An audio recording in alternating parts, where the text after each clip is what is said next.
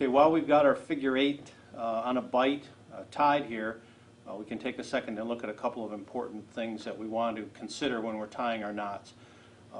First of all, in many cases we want to evaluate the length of the tail, the remaining tail of our knot. We want to make sure that we have, as a rule of thumb, about a hand width, minimum of a hand width of tail left over.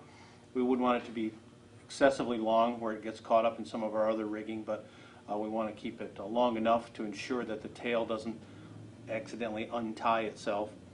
And then secondly, we want to make sure that the loop that we've created where the carabiner will attach is not excessively large. Generally only has to be big enough to put 2 or in some cases maybe 3 carabiners in there. So it doesn't need to be real large, and there's some advantages to keeping that fairly small. And then, of course, we want to make sure that we dress our knot, making sure that the strands, as we follow the strands through the knot, are not crisscrossed. They don't cross over each other. They stay parallel, and that we pre-tension the knot or take all the slack out of it so that the knot is basically as tight as it can be made. And that's best accomplished by pulling on a single strand at a time and then working the kind of the slack out of it. That's usually the best way to get the knot pre-tensioned and get it set.